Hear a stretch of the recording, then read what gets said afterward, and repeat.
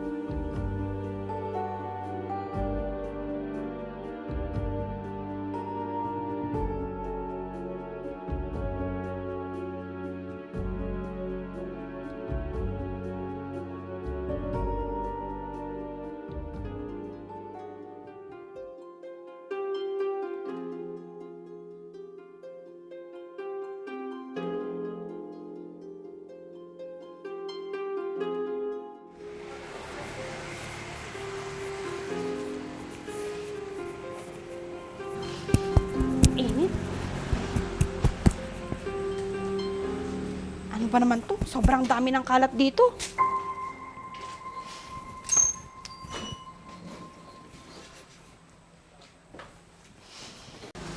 Lovely?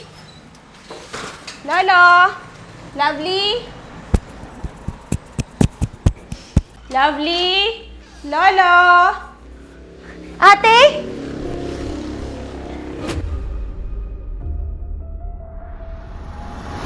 Oh, Lovely. Kamusta? Ayos lang naman, kuya. Bakit hindi po kayo nagsabi na uuwi pala kayo? Sana nasundo namin kayo sa airport. Pasensya ka na, Lovely. Kung napaaga kami ng dating, may kailangan lang kasi akong asikasuhin. Ganun ba? Tiyak na matutuwa niyan si Lolo, ate. Akala ko ba pinayos nyo na yung sa harap ng bahay natin? Pasensya ka na, ate. Hindi pa kasi tapos yung pinapagawa ni Lolo. Mas inuna niya kasing bilhin yung kailangan niya sa gamot. Oh, Emma, Brian, dumating na pala kayo. Hindi ba lang kayo nagpasabi? Mana Polo? Emma, Paano po? Lovely, Lolo, gusto ko na magpahinga. Pagod ako sa biyahe.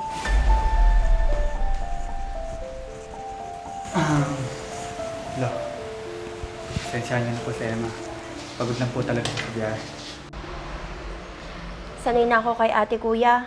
Ganyan talaga yan. Mabilis mairita. Siya nga pala, kuya. Magtatagal ba kayo ni ate dito? Mga 2 linggo lang, Lovely. Ayaw kasi ni ate mo na matagal ang bakasyon namin. Ganun ba? Halos abala yata kayo sa trabaho ninyo ah. Nagugutom ka na ba, kuya? Sandali lang at maghahain lang ako. Hindi na, Lovely. Mamaya na lang. Magpapahinga na muna ako. Lo, papahinga na muna po ako.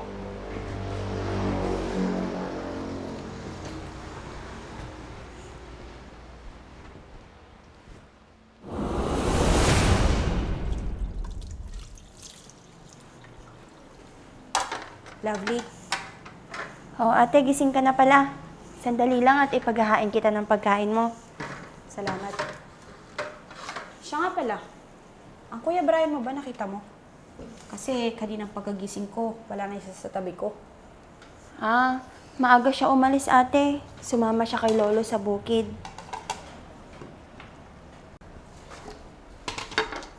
Bakit ganito yung mga gamit dito sa bahay? Bakit, ate? May problema ba? Hindi ba kayo makabili ng bago para naman malinis tignan? Maayos at malinis pa naman yung mga gamit natin, ate. Lumang-luma na itong mga to, Lovely. Nung bata pa tayo, gamit na natin to. Yun na nga, ate. May sentimental value yan. Nandiyan kasi yung alaala ni nanay. Lovely, matagal nang wala si nanay. Sana naman, bumili kayo ng maganda at presentable, hindi yung luma na. Sanay na kasi kami, ate, na ganyan yung mga gamit natin sa bahay. Nagpapadala naman ako buwan-buwan. Kaya sana yung mga luma, itapon nyo na at palitan nyo na ng bago.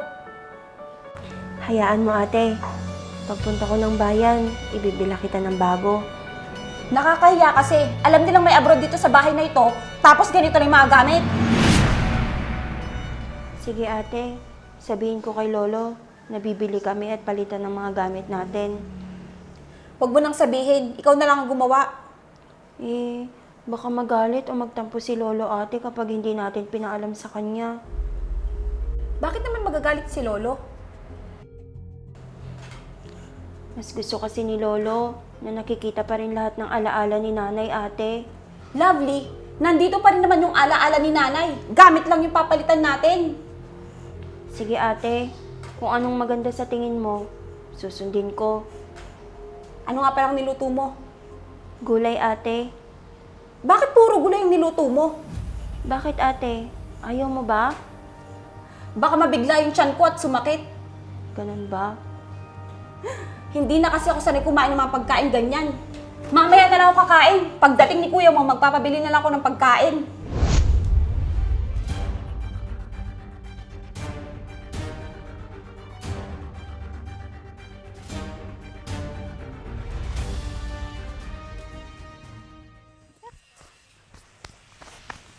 Eh? Init.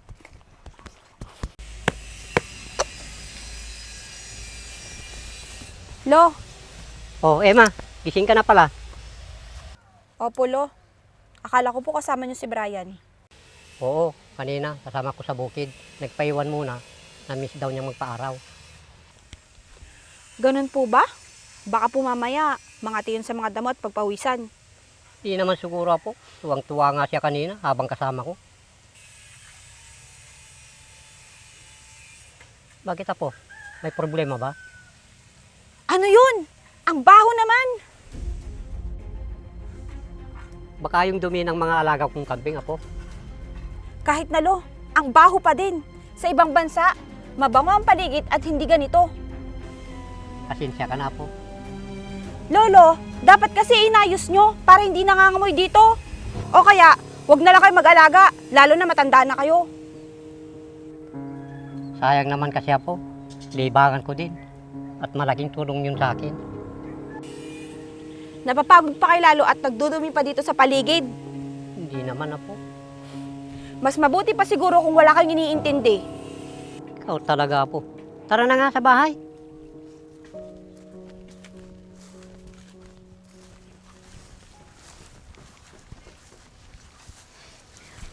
Emma!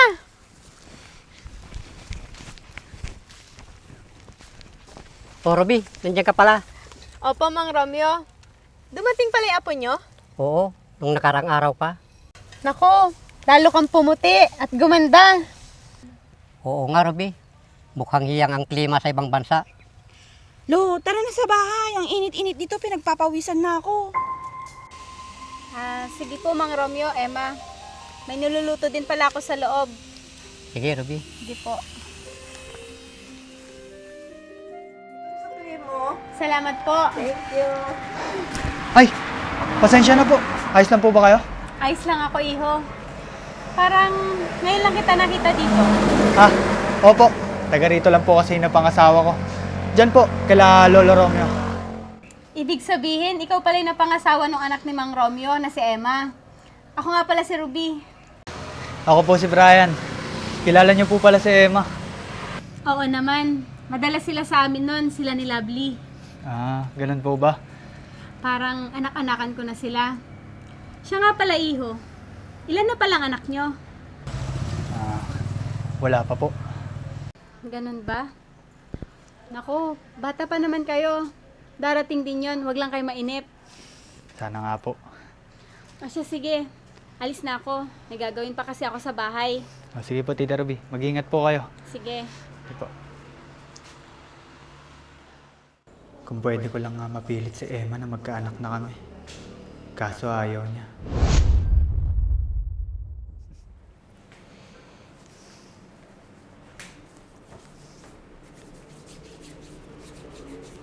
Oh, ba't di ka mapakali dyan? Nangangati kasi ako sa kumot natin. Mukhang may balahibo ng alaga ni Lovely. Ganun ba? Di ba naman di ka lang naligo kaya ka nangangati? Nagawa mo pa akong asarin, mahal. Hindi ako nakikipagbiruan sa'yo. Ito naman, sungit mo naman. Baka mamaya masira yung balat ko nito sa kakakamot. Hindi naman. Maganda ka pa din. Kahit pa masira yung balat mo. Mamaya nga kakausapin ko yung Lovely na yan. Pinapapasok niya kasi doon yung mga alaga niyang pusa. Mahilig sa pusa ang kapatid mo. Kaya hayaan mo na lang. Hayaan?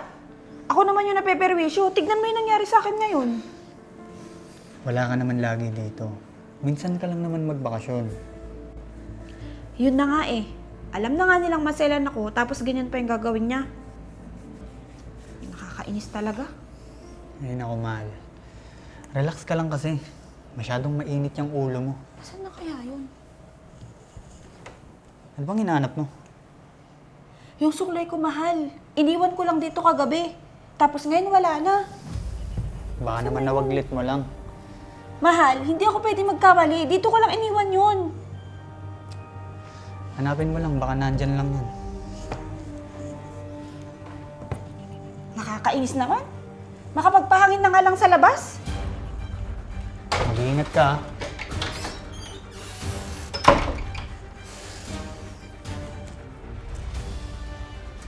Ate, saan ka pupunta? Magpapahangin lang. Ah, ganun ba? Teka, bakit nasa itong suklay ko? Ate, pasensya ka na. Nakita ko kasi kanina sa sala kaya hiniram ko. Pati suklay ba naman hindi ka makabili? Pasensya na ate. Hiniram ko lang naman. Ayaw na ayaw kong ginagamit yung mga gamit ko. Bakit naman ate? Dati naman, naghihiraman tayo ng gamit, di ba? Dati yun, hindi na ngayon. Matagal ng panahon yun. Marami na nagbago, Lovely. Sa susunod, huwag na wag kang kumukuha ng mga gamit ko. Ayoko nang maulit ito, Lovely. Pasensya na ate. Hindi ko naman sinasadya. Mahal, tama na yan. Sige na, Lovely. Pumasok ka na sa loob. Kakausapin ko lang ang ate mo. Pasensya na ulit ate. Kuya. Nakakainis.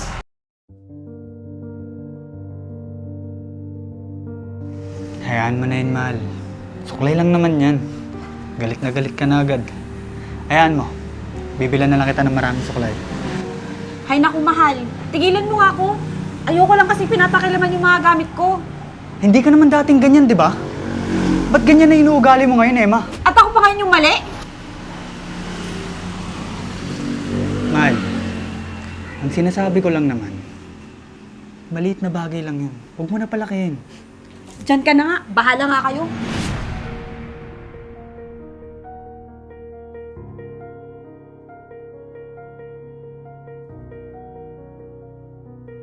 Nakakainis talaga.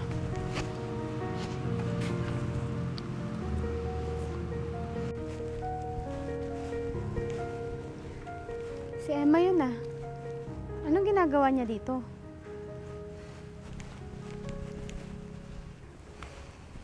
Emma, anong ginagawa mo dito?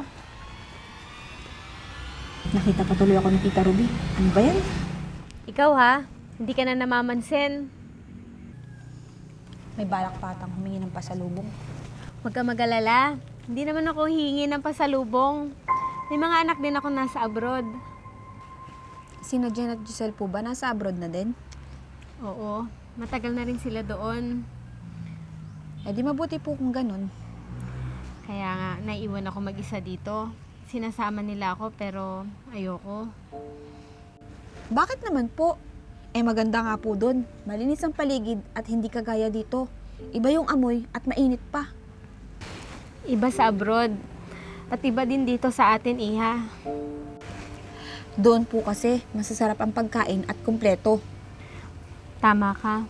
Pero hindi mo kapiling ang pamilya mo. At hindi ka malayang gawin ang mga gusto mo. Matagal na po ako sa abroad. Pero wala man lang nagbago dito sa baryo natin. Pero yung mga tao dito, namumuhay lang sa simple. Hindi kagaya sa ibang bansa. Mas gusto ko po doon kesa dito. Bakit naman, Emma? Dahil ba doon hindi marumi, hindi maingay, at masasarap ang mga pagkain? Opo, at iba-iba po ang kapaligiran doon, tita. kailangan mo pa rin irespeto kung ano yung meron dito sa atin, Emma. Huwag mong kakalimutan kung saan ka nanggaling, kung saan ka lumaki. At kailangan mo din irespeto yung mga taong nakapaligid sa'yo. Hindi ba galing ka din sa hirap? Kaya alam mo ang hirap ng buhay dito sa atin. Hindi lahat ng bagay perpekto, Emma. Hindi kagaya sa ibang bansa. Kaya po ba matipid sa pamumuhay sila, Lolo? Hanggat pwedeng gamitin yung mga lumang gamit, ginagamit pa din nila. Oo. Hanggat pwede pang isang bagay, pinagtitiisan nila ito. Kaya po pala ganun sila sa bahay. Ako, kahit pinapadalhan ng mga anak ko, sinisikap ko magtipid. Bakit naman po? Di ba dapat po binibili niyo yung mga gusto niyong bilhin? Alam ko naman ang hirap ng buhay sa abroad, Emma. Masakit makarinig ng hindi magagandang salita, lalo na kung magagaling ito sa pamilya mo. Huwag ka sanang magbabago, Emma, kahit saan ka makarating. Maraming salamat po, tita, sa mga pangaral niyo po sa akin. Wala yon, Iha. Sige po, tita, uwi na po ko. Maraming salamat po ulit. Sige, mag-iingat ka.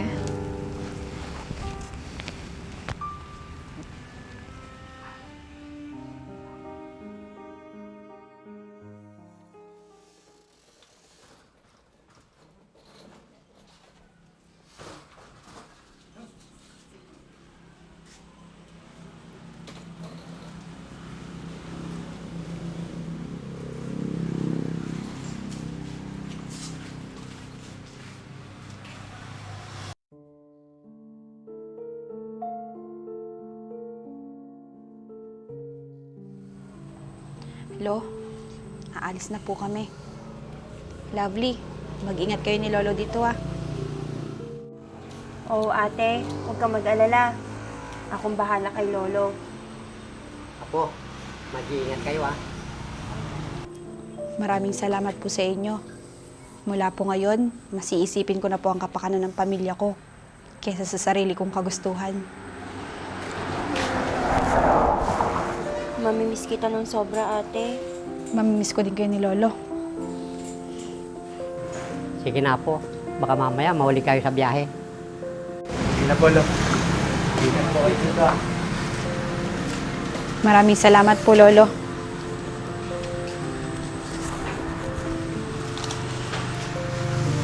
Tara na, Mal. Mag-iingat kayo dito